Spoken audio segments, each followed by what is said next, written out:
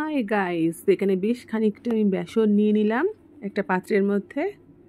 দিয়ে দিচ্ছি স্বাদ অনুযায়ী নুন, দিয়ে দেবো হচ্ছে স্বাদ অনুযায়ী হলুদ। হলুদের স্বাদ রং দুটোর জন্যই হলুদ, আর হচ্ছে কালারের জন্য আর একটু ঝালঝাল ব্যাপারটা হওয়ার জন্য লঙ্কার গুঁড়ো অবভিয়াসলি। তো দিয়ে দিলাম এগুলো, আর দিয়ে দিচ্ছি একটা পেস্ট তৈরি করে নিয়েছি ধনে পাতা, পুদিনা পাতা, রসুন, কাঁচা লঙ্কার।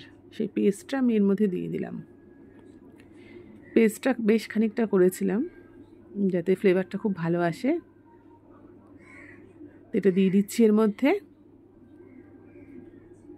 আর যে বোলটার মধ্যে রেখেছিলাম এই পেস্টটা তৈরি করে, সেটা একটু জল দিয়ে একটু গুলে নিয়ে সেই জলটাই এটার মধ্যে দিয়ে দেবো। আর জল আমি দেবো না, কারণ পেস্টটা একটু ভারী ভারী তৈরি করতে হবে, ওই কারণে। তো ভালো করে মিলিয়ে নিতে হবে। তো এটা মেলাতে থাকি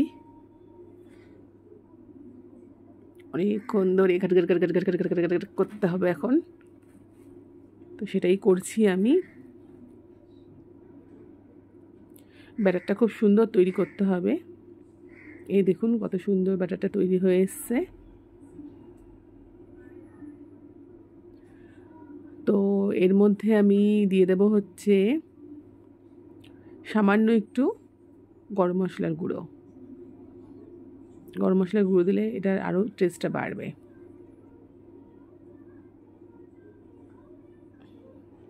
তো সেটা দিয়ে দিলাম, দিয়ে আমি আরেকটু ব্যাটারটা তৈরি করে নেব। এটা মিলিয়ে নিচ্ছি।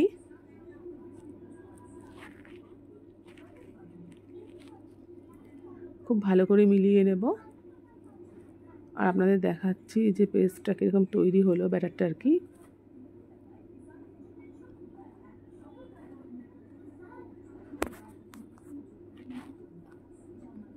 এরকমই ভারী ভারী হবে।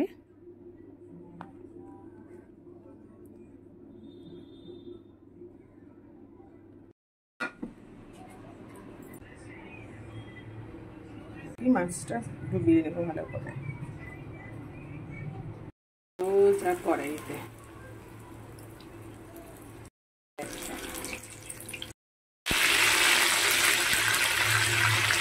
চটকি মাছের ফ্রাই রেডি হয়ে গেছে।